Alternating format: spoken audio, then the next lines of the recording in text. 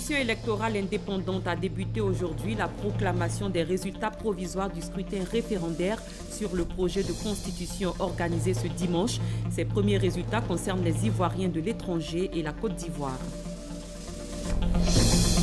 Le Premier ministre français Manuel Valls a été reçu aujourd'hui par le président de la République. La coopération entre la Côte d'Ivoire et la France a été abordée lors des échanges. Le chef du gouvernement français effectue une tournée qu'il a déjà conduite au Togo et au Ghana. L'ancien général chrétien Michel Aoun a été élu lundi 31 octobre président du Liban par un vote du Parlement. Il a été élu par 83 voix, 36 votes blancs et 8 annulés.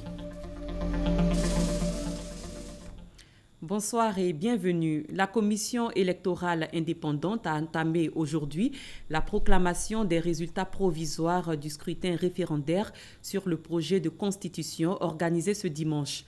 Pour les Ivoiriens de l'étranger, le taux de participation le plus élevé est celui de l'Afrique du Sud qui recueille 62,54%, tandis que le taux le plus bas est de 4,62% enregistré au Canada.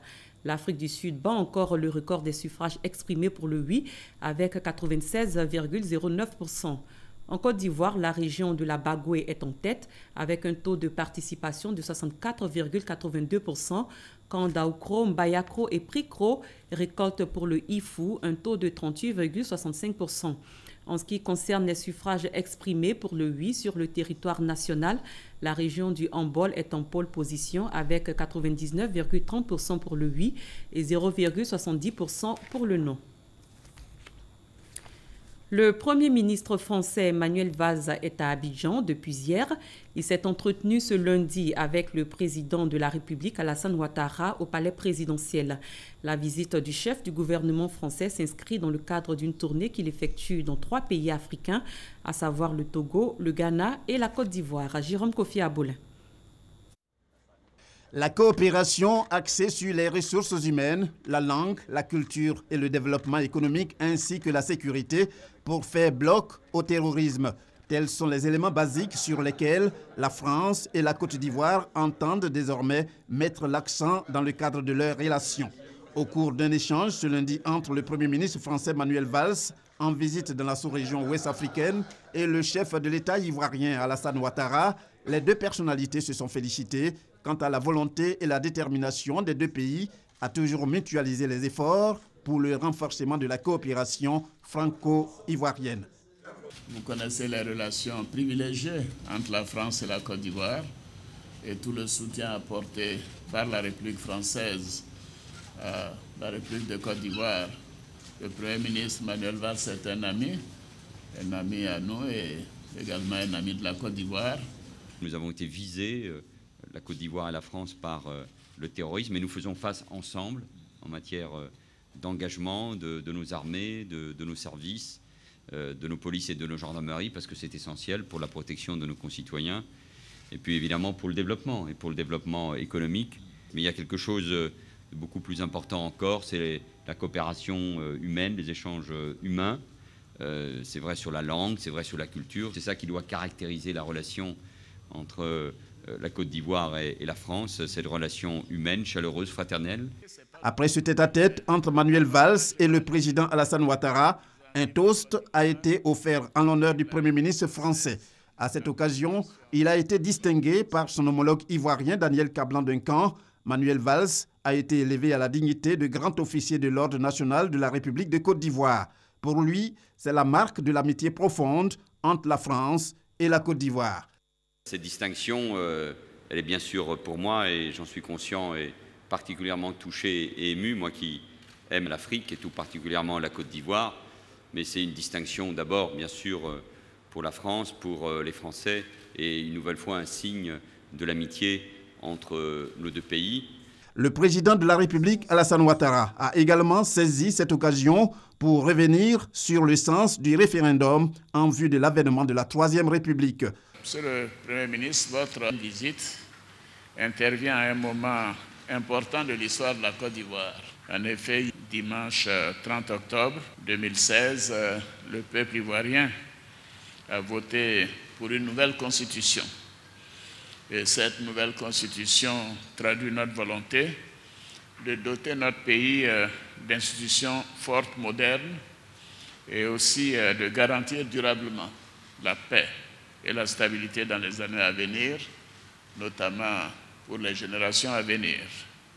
Cette nouvelle constitution, quand elle sera promulguée, j'espère que cela donnera lieu à la Troisième République de la Côte d'Ivoire. Ce sera une réelle opportunité pour nous de tourner la page des crises que nous avons vécues. C'est la deuxième fois en l'espace de 3 ans que Manuel Valls vient en Côte d'Ivoire. Sa première visite sur les bords de la lagune Ébrié remonte en novembre 2013 et c'était en tant que ministre français de l'Intérieur. Lors de cette visite, il a été fait commandeur de l'Ordre national ivoirien. En compagnie du Premier ministre Daniel Cablon-Duncan, le Premier ministre français s'est rendu à l'usine de transformation du cacao Semois. Manuel Valls a par la suite mis le cap sur Adonkwa. Il a pris part à l'inauguration de l'usine de production d'eau potable. Hamza Diaby. Coopération France-Côte d'Ivoire, la démonstration encore faite ce lundi. Daniel Cablon-Duncan et Manuel Valls, les premiers ministres ivoiriens et français, après avoir visité la chocolaterie Semois à Yopougon, mettent le cap sur Adonkwa à Songon, où ils ouvrent ensemble pour la première fois les vannes de la nouvelle usine de production d'eau potable. Ce projet, qui a duré 18 mois, a permis la réalisation des travaux suivants.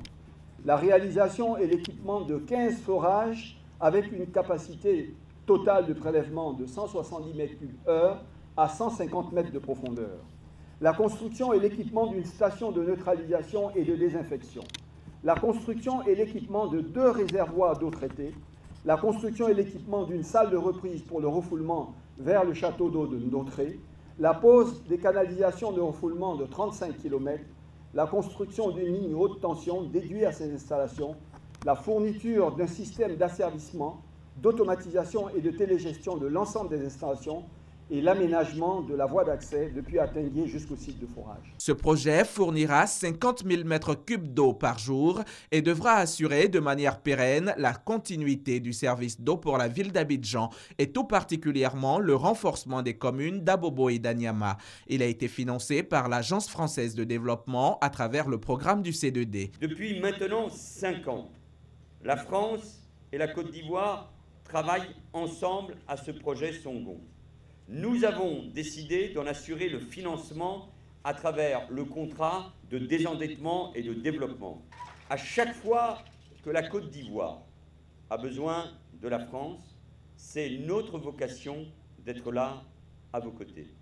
Dans un vrai partenariat gagnant-gagnant, respectueux de chacun. C'est vrai dans le domaine de la coopération militaire ou sécuritaire, c'est vrai aussi, bien sûr, dans le domaine économique.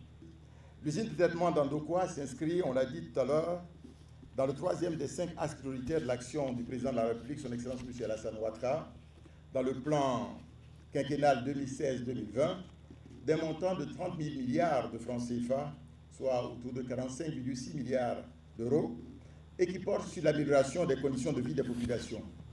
Elle va, à n'en point douter, avoir un impact considérable sur la vie de nos populations. Il est utile de rappeler à cet égard qu'au moment de l'accession du président Alassane Ouattara à la magistrature suprême en mai 2011, la situation de l'eau potable était particulièrement préoccupante, avec un déficit de 30% à Abidjan et 50% dans les villes de l'intérieur du pays. Aussi, le président Alassane Ouattara a-t-il fixé l'objectif de l'eau potable pour tous comme l'une des priorités du gouvernement. Ainsi ont vu le jour les usines de production d'eau potable de Niangon 2, de Bonois 1, l'usine Badea Nord-Est de Bembresso, le château d'eau de Ndotré, l'extension et le renforcement de Yopougon, Port-Boué et Koumassi. Avec son homologue ivoirien, le Premier ministre français Manuel Valls a eu une séance de travail. Il a été question de la signature de la convention du volet justice du contrat de désendettement et de développement C2D. Le chef du gouvernement français a aussi inauguré le centre culturel français rénové. Alexis Ouedraogo. C'est au centre culturel français que le Premier ministre Manuel Valls a marqué le dernier arrêt de son séjour à Abidjan. Au menu, de la culture à la sauce ivoiro-française.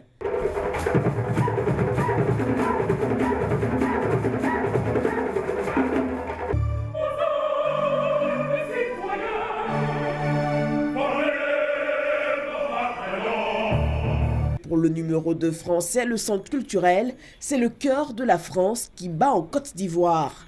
Il a appelé au renforcement des relations entre les deux pays en s'appuyant sur la culture et les jeunes. La Côte d'Ivoire est un pays très jeune. 75% de sa population, c'est la jeunesse. Mais j'ai envie de vous parler de la jeunesse ivoirienne et de la jeunesse française. Je sais combien sa jeunesse a soif d'engagement, de reconnaissance, de modernité. Elle regarde vers l'Afrique où il y a tant d'opportunités, bien sûr, mais elle regarde aussi vers l'Europe et vers le monde. Elle est surtout connectée, c'est ça le grand changement, c'est ça le nouveau monde. Elle est connectée, elle est sur les réseaux sociaux. Et moi, je veux du fond du cœur que cette jeunesse continue de se tourner vers la France. Mais cette relation n'est pas univoque. La jeunesse de France doit aussi, elle, regarder vers l'Afrique de l'Ouest, vers la Côte d'Ivoire. Car l'Afrique, c'est l'avenir de l'Europe. Bien avant ce rendez-vous coloré, Manuel Valls a eu une séance de travail avec son homologue ivoirien. Réunion qui a débouché sur la signature de la convention du volet justice du C2D. Le Premier ministre ivoirien a appelé au renforcement du flux d'échange commercial entre les deux pays. En termes de flux d'investissement, la France, qui avait le premier rang en 2014, l'a perdu en 2015. Donc, on peut dire peut mieux faire. Nous pouvons donc améliorer nos échanges et faire en sorte que nous puissions aller de l'avant. Une vision que partage d'ailleurs Manuel Valls. Il annonce pour les prochains mois une redynamisation des relations entre les deux pays. La Confédération générale des entreprises de Côte d'Ivoire a un nouveau président. Jean-Marie Aka remplace Jean Kakou Diagou en poste depuis 2005. Il a été élu à l'issue du conseil d'administration de la centrale patronale tenu le 27 octobre dernier. Lansine Bakayoko, Jean-Jacques Kwame. Jean-Marie Aka contre Alain Kouadio, une bataille des vice-présidents de la Confédération générale des entreprises de Côte d'Ivoire, CGC. Une bataille que le premier a gagnée par 21 voix contre 4. Verdict du conseil d'administration qui a eu lieu ce 27 octobre au siège de l'institution à Abidjan Plateau. Le nouveau président de la Confédération générale des entreprises de Côte d'Ivoire, CGC, Jean-Marie Aka, succède ainsi à Jean Kakou Diagou, qui a exercé 2 mandats, soit environ 11 ans à la tête de la Confédération. Les défis qui attendent le nouveau patron de la CGC sont nombreux. Les plus importants sont la mise en place d'un secteur privé fort, dynamique, socle de création de richesses pour une Côte d'Ivoire en croissance. Mais surtout la problématique du chômage des jeunes. Sur ce chantier, Jean-Marie Aka devra donner plus de vigueur au projet d'incubateur en faveur des jeunes entrepreneurs dénommé Prodige. Cette initiative est soutenue par la BAD, Banque africaine de développement, à travers le Fonds d'assistance au secteur privé africain FAPA, montant 500 millions de francs CFA. Président fondateur de la Société ivoirienne de production animale, CIPRA, qui réalise plus de 110 milliards de francs CFA de chiffre d'affaires par an, Jean-Marie Aka est diplômé de l'Institut supérieur commercial Hydrac de Paris et de l'Institut français de gestion 3e cycle. La cérémonie de passation des charges entre le nouveau président de la CGC et Jean Kakou Diagou aura lieu le 25 novembre prochain au cours d'une assemblée générale. La 6e édition des Journées nationales de la qualité a refermé ses portes. Une dizaine de résolutions a été prise par l'Association des qualiticiens de Côte d'Ivoire. La principale a pour objectif la création d'un fonds de la qualité. Lansine Bakayoko, Adama Koni. Ces journées nationales de la qualité ont pour objectif de stimuler les performances des entreprises ivoiriennes en s'appuyant sur le concept de management de la qualité. Au terme des travaux, une dizaine de résolutions ont été arrêtées. Les principales sont liées à la lutte contre la fraude et à la recherche de financement. Les actions qui sont menées pour lutter contre la fraude et les produits contrefaits, il faut impliquer davantage les populations à travers les associations de consommateurs, mais également les fêtières des grandes entreprises et rendre publics les résultats de la lutte contre la fraude et la contrefaçon. Nous estimons qu'en matière de développement de la qualité, il faut mettre en place un fonds pour aider toutes les entreprises et toutes les administrations qui font des efforts en matière de qualité pour que ces structures-là soient davantage appuyées. Ces résolutions vont être soumises aux autorités en vue de leur formalisation. Le gouvernement souscrit à la démarche, convaincu que la qualité représente aujourd'hui une assurance pour le consommateur et un passeport pour les organisations professionnelles, notamment les petites et moyennes entreprises, PME. Ceux qui produisent la richesse nationale, ils ont plus que besoin de cette qualité. Et le fait d'organiser ces journées de sensibilisation et d'information pourrait permettre à nos PME, à nos PMI, aux artisans de pouvoir se doter des instruments pour atteindre des objectifs de qualité. Les professionnels de tous les domaines d'activité, dont les universités, les grandes écoles et le secteur privé, ont pris part à ces journées. Un mot d'environnement, les abris communément appelés bâches sont installés un peu partout pour accueillir diverses cérémonies. Il y a entre autres les mariages, anniversaires et les funérailles. Mais ces abris rendent parfois difficile la circulation et cela cause des désagréments. Face à cette situation, les usagers et populations appellent à la responsabilité des autorités communales. C'est à Soro. À Djamé, quartier Bonfora dimanche matin, jour d'emplette pour Yacouba Fofana. Mais ce dimanche encore, comme tous les autres, ses courses, il les fera à pied ou en taxi. Depuis quelques années où il y réside, sorti de son quartier en voiture, est devenu quasiment impossible pour lui. Les bâches installées anarchiquement l'y empêchent. À votre réveil, vous ne pouvez ni sortir à gauche ni à droite. Et c'est des négociations à n'en point fini. Et souvent, quand ils sont déjà installés, là, on ne peut plus rien faire. Soit vous attendez à ce que la manifestation finisse, et même quand bien même que ça finit, ils ne vont pas se lever, ils vont passer toute la journée, ainsi de suite. Mais c'est toujours des petits, c'est source de conflits. À l'instar du quartier Bonfora, c'est toute la commune d'Adjamé qui est touchée par le phénomène des bâches installées dans le désordre. Une situation normale au dire des uns et des autres. Bon, c'est un coin de retrouvage des jeunes. C'est pour cela, tous les dimanches, nous sommes là. On s'amuse, on se retrouve pour faire la joie. S'il n'y a pas parlable, il n'y a pas d'autorité qui va venir pour dire non. Pourquoi vous attendez de faire ça? Pourquoi vous attendez de faire ça? Le maire, c'est un homme, il est très gentil avec nous. Il ne nous donne pas la permission de nous installer. Et tu vois, le quartier même, il n'y a pas d'espace. Il n'y a pas un coin pour qu'on s'amuse. Et si tu vois, mais c'est nous, on se force pour retrouver un coin pour s'asseoir, pour s'amuser. Après Adjamé, direction Atekoubé. Même constat. Une bâche en pleine rue, de la musique, les festivités vont bon train. Il s'agit en fait d'un mariage. J'en ai un frère qui se marie, donc nous sommes là pour le mariage. Il n'y a jamais eu de problème. On vient, on s'installe, on fait ce qu'on veut, puis après on s'en va. Non loin de là, un usager stoppé dans son élan par cette installation. Il se donne à une manœuvre interminable pour rebousser chemin. Que de désagréments pour les usagers. Ça nous dérange parce que quand tu as vécu comme ça, tu veux passer quelque part. Il faut que tu tournes, tu dois aller tourner ou tu ne dois pas aller tourner. Bon, tu vas aussi là-bas aussi, tu trouves que c'est bloqué. En tout cas, samedi, dimanche, on a tout le problème à Toukoubi. Il n'y a pas de route là, les routes tous sont barrées. Souvent, tu ne sais pas qu'est-ce qu'il faut faire pour passer. Si la route, on n'arrive pas à faire demi-tour facilement, vraiment, ça nous crée des problèmes. Rien ne te dit même qu'en faisant le demi-tour, tu ne vas pas aller rencontrer une autre bâche quelque part. Souvent, on est obligé de faire le tour du quartier, alors que ce n'est pas dans le contrat avec le chauffeur de taxi. Et ça fait des discussions inutilement. Les riverains n'en disent pas moins. Il est inconcevable, selon eux, que des personnes occupent le domaine public sans autorisation. Ils accusent les autorités communales. On s'adresse directement aux autorités parce que si dans la commune, il y a les autorités compétentes qui n'arrivent pas à agir, eux-mêmes sont dans la commune, ils voient ce qui se passe. Il faut que le premier magistrat tienne compte de cela. Il n'a qu'à essayer de voir et organiser ses agents là où on ne doit pas mettre des bâches dans les voies publiques. Ils n'ont qu'à interdire ça. Je ne sais pas si la mairie ne s'organise pas en fonction des rues, des trucs pour donner une autorisation aux gens. Je ne sais pas comment ça se passe. Mais souvent, c'est une seule entrée, une seule sortie à tout le dimanche. Les autorités, quant à elles, tentent de se justifier.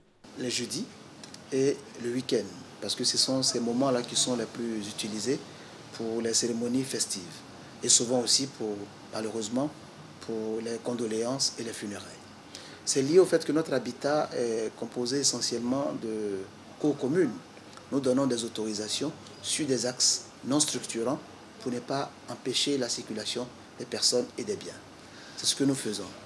Et souvent, il y a des dérapages parce que les populations préfèrent rester immédiatement à côté de leur maison et non pas aller dans le carré qui est un peu plus lointain.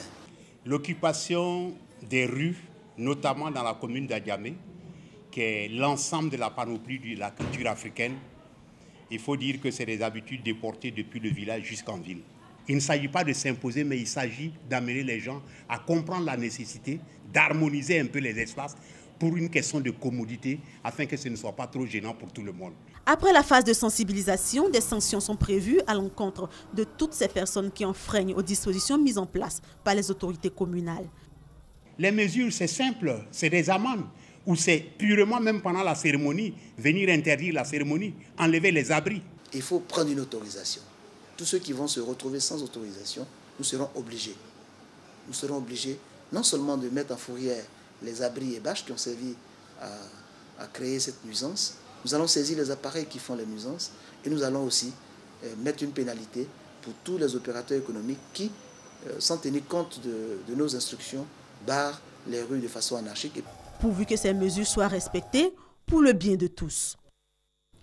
À l'étranger, l'ancien général chrétien Michel Aoun a été élu aujourd'hui, lundi 31 octobre, président du Liban par un vote du Parlement. Il a été élu par 83 voix, 36 votes blancs et 8 annulés. Ce vote met fin à un vide institutionnel qui a duré 2 ans et demi en raison des profondes divisions politiques et confessionnelles du pays. C'est la fin de cette édition. Merci de l'avoir suivi et surtout ne décrochez pas car après ce journal, nous vous conduirons à la commission électorale indépendante pour la suite de la proclamation des résultats du vote référendaire. Merci de votre attention. Excellente fin de soirée sur RTI 1.